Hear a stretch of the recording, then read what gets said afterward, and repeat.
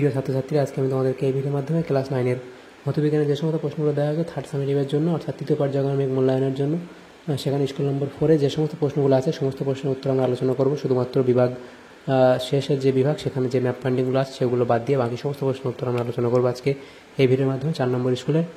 আর এর আগে যে স্কুলগুলো ছিল 1 থেকে 3 অবধি, সেই 3টে স্কুলেই আমরা প্রত্যেকটা প্রশ্নের উত্তর আমরা অলরেডি চ্যানেলে আপলোড করে দিয়েছি ম্যাপ পয়েন্টিং বাদ দিয়ে। তো তোমরা প্লে লিস্ট থেকে আমাদের যে প্লে লিস্ট আছে ক্লাস 9-এর থার্ড সামেটিভে 2024 সালে, সেখান থেকে তোমরা সেই সমস্ত প্রশ্ন উত্তরগুলো দেখে নেবে। তো আজকে দেখো আমাদের যে 4 নম্বর স্কুলের যে প্রশ্নগুলো দেওয়া আছে, আমাদের প্রথমে দেখো যে এমসিকিউ টাইপ প্রশ্নগুলো দেওয়া আছে সেগুলো আমরা প্রথমে দেখে নেব। তো দেখো এখানে প্রথম যে এমসিকিউ টাইপ প্রশ্ন দেওয়া আছে সেখানে কী বলা আছে দেখো। প্রথম 4 নম্বর স্কুল 14টা এমসিকিউ টাইপ প্রশ্ন বিভাগ কয়ের মধ্যে দেওয়া আছে। একের দাগের বলা আছে কি সঠিক উত্তরটি নির্বাচন করে লেখো। প্রথম প্রশ্ন, পৃথিবীর নিরক্ষীয় ব্যাস ও মেরু ব্যাসের মধ্যে পার্থক্য হলো কত? 43 কিমি। পরের প্রশ্ন কী বলা আছে, পৃথিবীর আবর্তন বেগ যেখানে 0 তা হলো কোথায়? মেরু বিন্দুতে। পরের প্রশ্ন, পৃথিবীর নিরক্ষীয় তল কক্ষতলের সঙ্গে যে কোণে হেলে থাকে তা কত? 23.1 ডিগ্রি।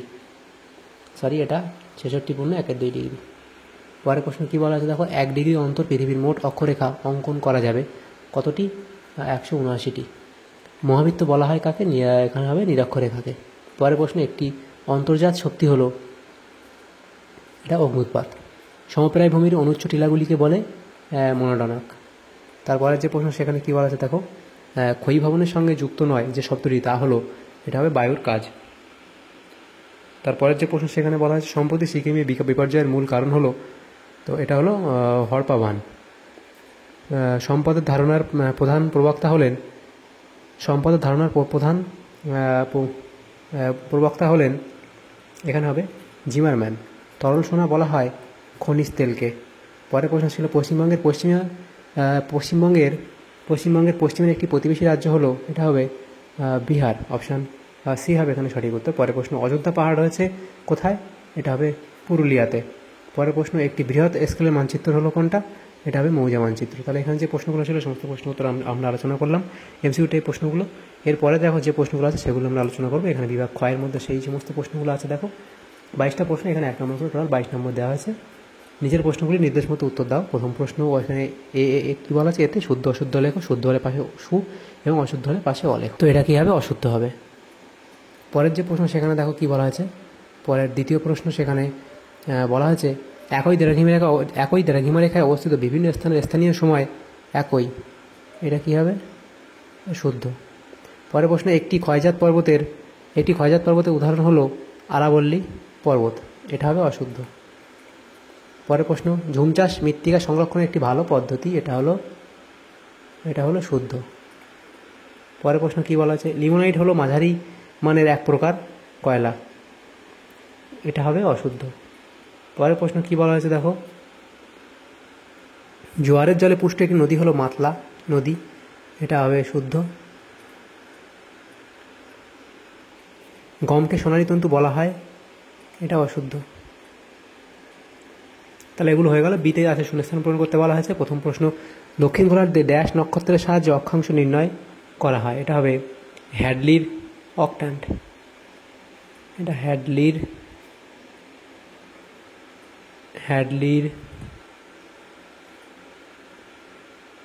অক্ট্যান্ট নক্ষত্রের সাহায্যে অক্ষাংশ নির্ণয় করা হয়। 2024 সালে ফেব্রুয়ারির মাসের দিন সংখ্যা হবে ড্যাশটি, সেটা কটা? 29টি। পরের প্রশ্ন কী ছিল, পৃথিবীর ছাদ বলা হয় ড্যাশ মালভূমিকে, পৃথিবীর ছাদ বলা হয় পামির মালভূমিকে। পৃথিবীর ছাদ কাকে বলা হয়? পামির মালভূমিকে। পরের প্রশ্ন ছিল ড্যাশ স্তরকে ইলুভিয়াল স্তর বলা হয়, এটা হবে বি স্তরকে। পরের প্রশ্ন, পশ্চিমবঙ্গের একটি খরাপ্রবণ জেলা হয়, এটা হলো কি? বাঁকুড়া।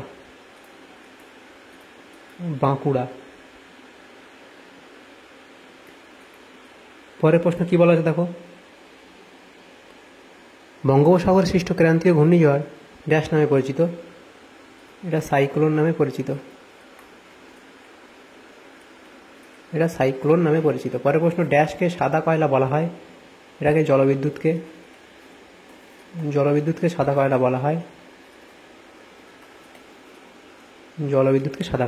তাহলে এখানে শূন্যস্থান ছিল সেগুলো করলাম। এবং শীতে আছে দেখো বামের স্তম্ভের সঙ্গে ডানের স্তম্ভ মেলাতে বলা হয়েছে। প্রথম দেখো ত্রাসের নদী, এটা হবে অপশান বি তিস্তা নদী। পরের প্রশ্ন ম্যাসেঞ্জার বাঁধ, সেটা হলো ময়ূরাক্ষী নদী। তারপরে দেখো বাগরি, এই বাগরি কি হবে, নদিয়া। পরে দেখো বরাভূম, বরাভূমটা হবে এখানে পুরুলিয়া।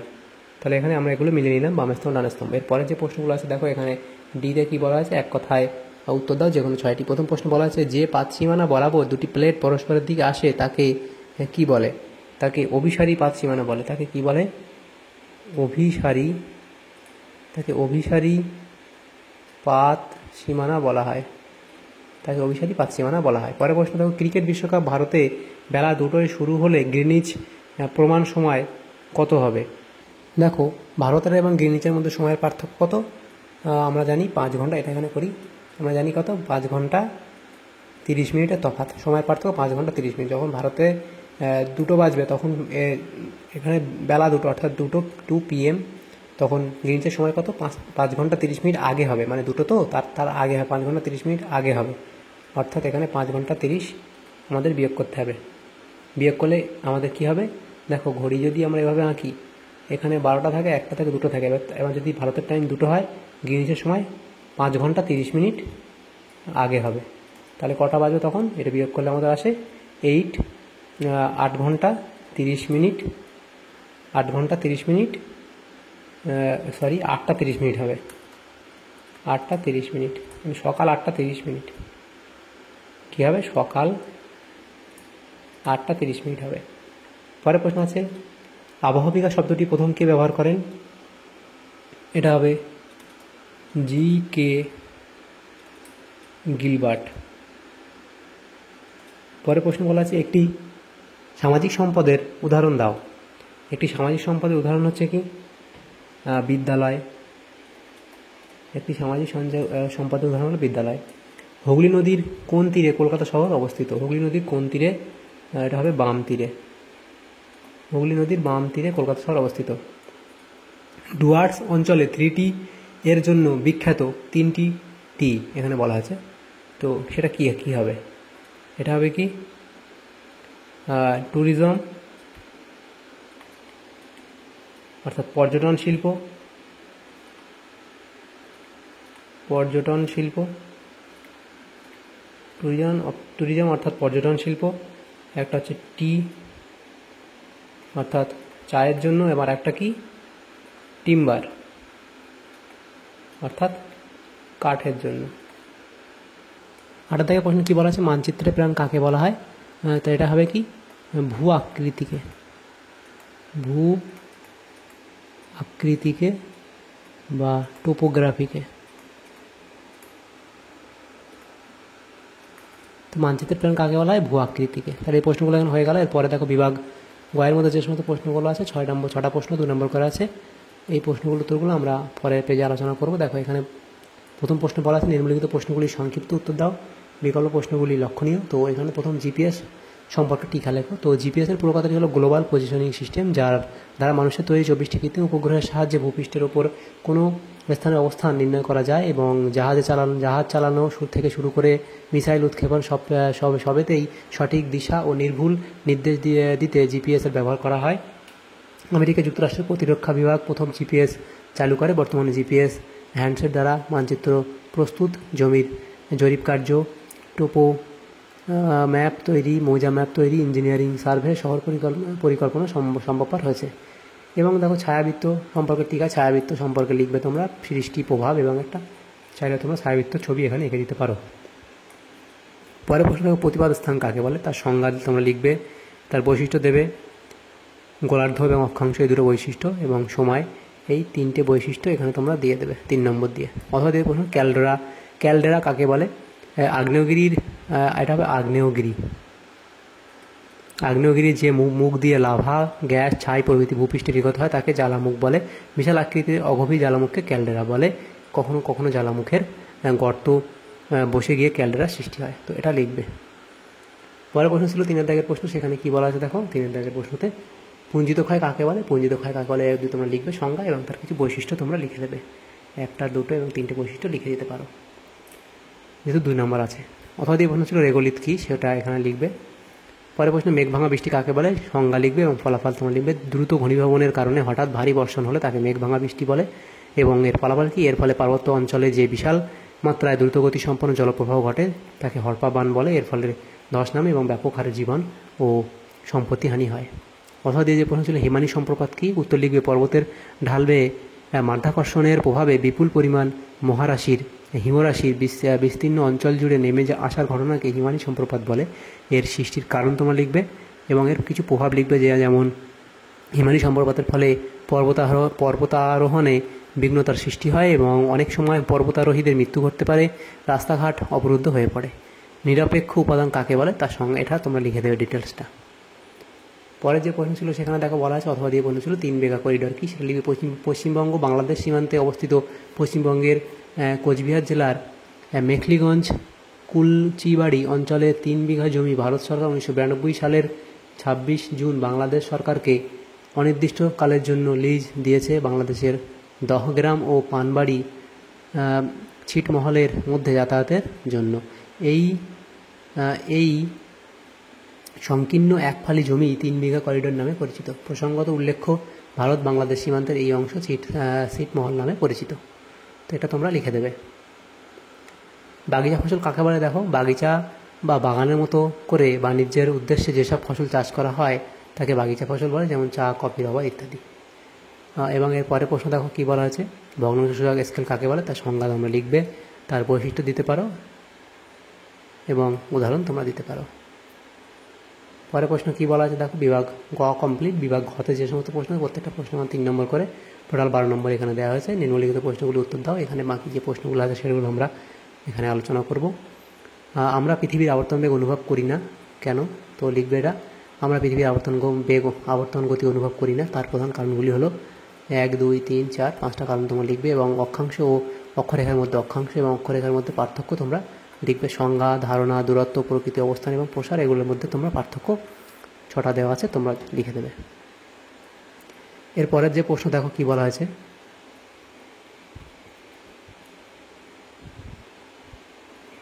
দেখে প্রশ্ন, পশ্চিমবঙ্গের পার্বত্য অঞ্চল ছাড়া কোথায় ও কেন ধস দেখা যায়?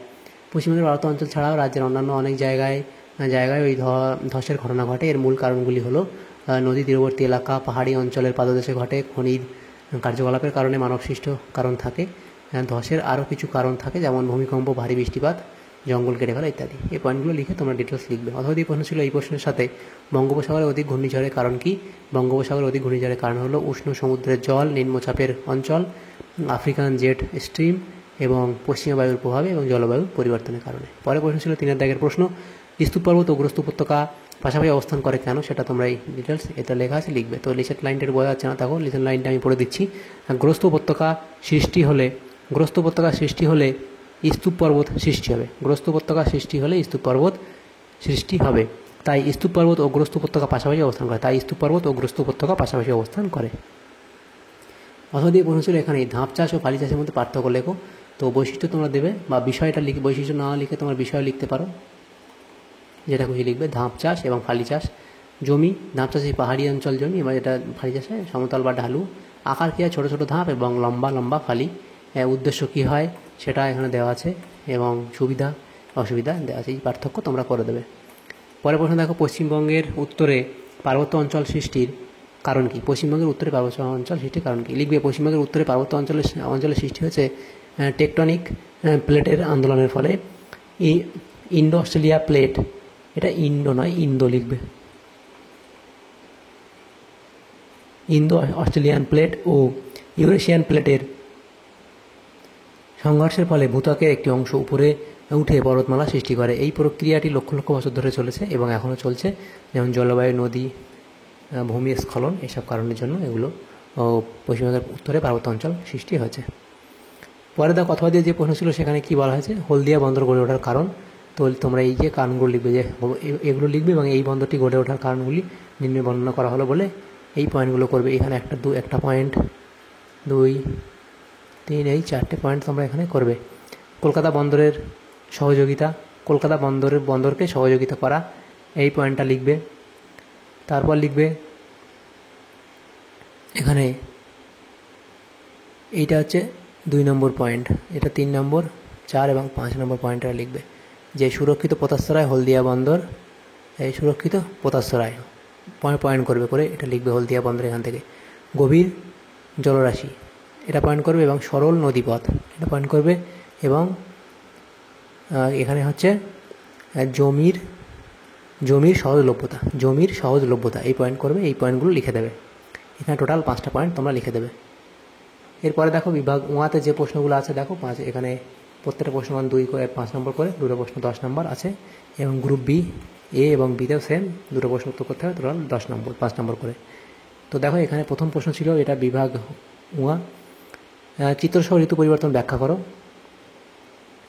তো এটা লিখবে ঋতু পরিবর্তনের কারণ লিখবে, পৃথিবীর অক্ষের আনত অবস্থান, পৃথিবীর ঘূর্ণন, ঋতু পরিবর্তনের প্রভাব, তেমন তাপমাত্রা, দিনের দৈর্ঘ্য, বৃষ্টিপাত, প্রাকৃতিক পরিবেশ ইত্যাদি হয়। বিভিন্ন ঋতু কী কী ঋতু আছে, গ্রীষ্মকাল, শীতকাল, বসন্তকাল, শরৎকাল, এগুলো লিখবে এবং তোমাদের বই থেকে বই পেয়ে যাবে, সেটা তোমরা এঁকে দেবে। পরের যে প্রশ্ন ছিল সেখানে দেখো 2 দাগের প্রশ্ন কী বলা আছে, মস্কো ও টোকিও দ্রাঘিমা যথাক্রমে 37.1 ডিগ্রি 15 মিনিট এবং 37 ডিগ্রি 15 মিনিট পূর্ব এবং টোকিওর 139 ডিগ্রি পূর্ব। টোকিওর স্থানীয় সময় বিকেল 5টা হলে মস্কোর স্থানীয় সময় কত? তো কীভাবে লিখবে দেখো, মস্কো অঙ্কটা এভাবে করবে যে মস্কো ও টোকিও দ্রাঘিমার মধ্যে পার্থক্য আমাদের বার করতে হবে। পার্থক্য হলো কত? টোকিও হচ্ছে 139 ডিগ্রি পূর্ব এবং সেখান থেকে আমরা মস্কোটা বাদ দেবো কত, এত, তাহলে বাদ দিলে আমাদের কত হবে 101 ডিগ্রি 45 মিনিট হলো। তাহলে প্রতিটি 15 ডিগ্রি দ্রাঘিমা পার্থক্যের জন্য পার্থক্য 1 ঘন্টা সময়ের পার্থক্য ঘটে। প্রথমে আমরা এত দ্রাঘিমা পার্থক্যে ঘন্টা ও মিনিটে রূপান্তর করব।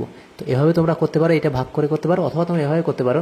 দেখো তোমরা এটা এভাবেও করতে পারো যে 1 ডিগ্রি দ্রাঘিমার পার্থক্যের জন্য 1 ডিগ্রি দ্রাঘিমার পার্থক্যের জন্য কত হয়, 4 মিনিট সময়ের লাগে। 1 ডিগ্রি দ্রাঘিমার পার্থক্য করতে গেলে 4 মিনিট সময় লাগে। তাহলে আমরা 1 ডিগ্রি দ্রাঘিমার পার্থক্যের জন্য কত মিনিট সময় লাগবে, তাহলে এটা আমরা 4 দিয়ে গুণ করব, 101 মিনিট হবে। তাহলে সমান কত, 404 মিনিট হলো। তাহলে 404 মিনিট, তাহলে দেখো 404 মিনিট, এই 404 মিনিটটাকে যদি আমরা ঘন্টাতে কনভার্ট করতে যাই তাহলে আমাদেরকে 60 দিয়ে ভাগ করতে হবে। তাহলে 404কে 60 দিয়ে ভাগ করলে কত হবে, 6 6 36, 360, নিচে 4 এবং এখানে 6 কথা 10, 4 দাদা হাতে 1, তাহলে 6 ঘন্টা 44 মিনিট আমাদের উত্তর হবে। তাহলে দেখো সেই 6 ঘন্টা 44 মিনিট এসছে। তো এটা এভাবে ক্যালকুলেট করেছে, আমরা এটা এভাবেও করতে পারি একই। এখানে যেটা হলো সেটা এটাও আমরা করতে পারি। তো সেমভাবে আমাদের কথা আসবে, মস্কো ও টোকিওর মধ্যে সময় পার্থক্য 6 ঘন্টা 44 মিনিট আসবে, আমাদেরও সেম আসছে। তো এখন যেহেতু মস্কো টোকিওর থেকে পশ্চিমে অবস্থিত, মস্কোর সময় টোকিওর সময়ের থেকে পিছিয়ে থাকবে। অর্থাৎ টোকিওর সময় বিকেল 5টা হলে মস্কোর সময় হবে এর 5 PM থেকে বিকেল 5টা, অর্থাৎ 5 PM থেকে 6 ঘন্টা 44 মিনিট বিয়োগ করতে হবে। তো এটা যখন বিয়োগ করলে কী হবে দেখো, আমরা যদি ঘড়ি এভাবে আঁকি, তো এখানে আমাদের 12 থাকে, এখানে ধরো 3 থাকে, এরকম জায়গায় আমাদের 5 থাকবে। তো 5 PM থেকে এই সন্ধ্যা 5 PM থেকে 6 ঘন্টা 44 মিনিট যদি পিছিয়ে যাই, তো আমাদের এখানে এই 10টা 16-র দিকে টাইমটা হবে, অর্থাৎ তাহলে 12টার এদিকে, অর্থাৎ এটা AM হবে, সেটাই লেখা হয়েছে। অর্থাৎ টোকিওর সময় বিকেল 5টা হলে মস্কো স্থানীয় সময় হবে 10টা 16, সকাল 10টা 16। তো এইভাবে অঙ্কটা করতে হবে। তো তোমরা আমি এখানে যেটা করলাম এটাও তোমরা করতে পারো, অথবা এখানে যেমন আছে তেমনও করতে পারো। তো অঙ্কটা এভাবে করে নেবে। পরের যে প্রশ্ন ছিল সেখানে দেখো 3 দাগের প্রশ্ন, চিত্রসহ যে কোনো 3 প্রকার মালভূমি সম্পর্কে লেখো। তো এখানে তোমরা লিখবে পর্বতবেষ্টিত মালভূমি, তার সংজ্ঞা, সৃষ্টির কারণ, বৈশিষ্ট্য লিখবে এবং উদাহরণ দেবে। লাভা মালভূমি, সংজ্ঞা, সৃষ্টির কারণ, বৈশিষ্ট্য লিখবে এবং এখানে একটা এঁকে দিতে পারো। পরের প্রশ্ন ছিল ব্যবচ্ছিন্ন মালভূমি, সংজ্ঞা, বৈশিষ্ট্য, উদাহরণ দিয়ে এটা আঁকতে পারো। তাহলে 3টে এখানে এভাবেই লিখে দেবে এবং এখানে সৃষ্টির কারণ এখানে চলে আসছে, তো এটা একটা আলাদা পয়েন্ট করে এখানে তোমরা লিখে দেবে। 4 দাগে যে প্রশ্ন ছিল সেখানে দেখো যে কোনো 3 প্রকার রাসায়নিক আবহবিকার সম্পর্কে লেখো। তো জারণ লিখবে, তার সংজ্ঞা, প্রক্রিয়া এবং তার যে বিক্রিয়া সেটা লিখতে হবে। অঙ্গার যোজন, সেখানেও সংজ্ঞা, প্রক্রিয়া, তার বিক্রিয়া দেবে এবং তারপরে দেবে আর্দ্র বিশ্লেষণ। এই 3টে লিখবে, সংজ্ঞা, প্রক্রিয়া এবং তার বিক্রিয়া তাহলে এই প্রশ্নের উত্তর তোমাদের হয়ে যাবে। পরের যে প্রশ্ন ছিল দেখো এখানে কী বলা আছে, বিয়ের দাগে যে কোনো 2টি প্রশ্ন উত্তর দাও। দেখো এখানে খনিজ তেলের ব্যবহার ও গুরুত্ব লেখো। তো খনিজ তেলের ব্যবহার পরিবহনের ক্ষেত্রে, এটা তোমরা প্রথম পয়েন্ট করবে। খনিজ তেলের ব্যবহার প্রথম পয়েন্ট করবে যে এটা 1 নম্বর দিয়ে পরিবহনের ক্ষেত্রে, তারপর লিখবে 2 নম্বর কৃষিক্ষেত্রে, 3 নম্বর শিল্পক্ষেত্রে, 4 নম্বর বিদ্যুৎ উৎপাদনে, 5 নম্বর সামগ্রিক ক্ষেত্রে, 6 নম্বর এই সামরিক ক্ষেত্রে, 6 নম্বর গৃহস্থালিতে, 7 নম্বর পিচ্ছিলকার পদার্থ তৈরিতে, 8 নম্বর অন্যান্য ব্যবহার। সেখানে এবং শেষে লিখবে খনিজ তেলের গুরুত্ব, সেটা এত অব্দি লিখে দেবে, তাহলে এই প্রশ্ন উত্তর তোমাদের হয়ে যাবে। তারপরে দেখো যে প্রশ্ন ছিল সেখানে কি বলা হয়েছে 2 দাগের প্রশ্নতে, সেখানে পশ্চিমবঙ্গের জলবায়ুর বৈশিষ্ট্য লেখো। সেখানে ঋতু পরিবর্তন, মৌসুমী বায়ুর উপস্থিতি, উষ্ণ, এটা উষ্ণ লিখবে স্পেলিংটা, উষ্ণ ও আর্দ্র জলবায়ু, এবং এটা হবে উষ্ণতার স্বাভাবিক অবস্থা। তারপরের পয়েন্ট করবে আর্দ্র গ্রীষ্মকাল ও শুষ্ক শীতকাল, বৃষ্টিপাতের বিভিন্নতা, স্থানভেদে এটা হবে স্থানভেদে উষ্ণতার তারতম্য, স্পেলিং ঠিক করে নিও, স্থানভেদে উষ্ণতার তারতম্য, বর্ষার আগমনের অনিশ্চয়তা এবং তুষারপাত এবং ঘূর্ণিঝড়, এগুলো লিখবে। পরে প্রশ্ন ছিল পশ্চিমবঙ্গে খাদ্য প্রক্রিয়াকরণ শিল্প গড়ে ওঠার কারণ লেখো। সেখানে কাঁচামালের প্রাচুর্য, উন্নত পরিবহন ব্যবস্থা, এবং এটা কি বিদ্যুৎ শক্তির প্রাচুর্য। তো লাস্ট যে পয়েন্টটা আছে সেটা কি লিখবে, বিদ্যুৎ শক্তি, এটা বিদ্যুৎ শাস্ত্রী নয়, বিদ্যুৎ শক্তির প্রাচুর্য। এই আমি এখানে লিখে দিচ্ছি, এটা এখানে লিখবে বিদ্যুৎ শক্তির, পয়েন্ট করবে যে বিদ্যুৎ শক্তির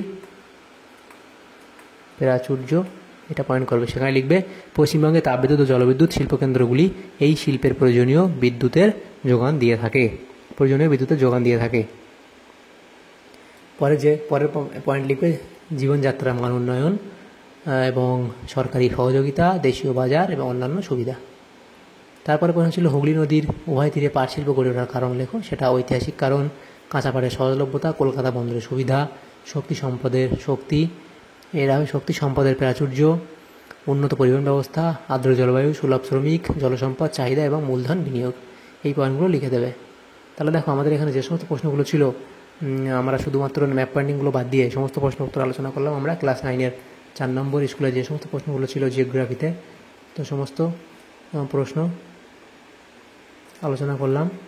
তোমাদের যদি সামান্যতম উপকার এসে থাকে ভিডিওটা অবশ্যই লাইক করবে, এবং এর আগে যে স্কুলগুলো ছিল সেগুলো তোমরা দেখে নেবে, সেগুলো আমরা করে দিয়েছি, আমাদের চ্যানেলে আপলোড করে দিয়েছি, তোমরা সেগুলো দেখে নেবে। তো আজকে যদি ভিডিওটা তোমাদের সামান্যতম উপকার এসে থাকে তো অবশ্যই লাইক করবে, আর বেশি বেশি করে বন্ধুদের সাথে শেয়ার করবে। Thanks for watching.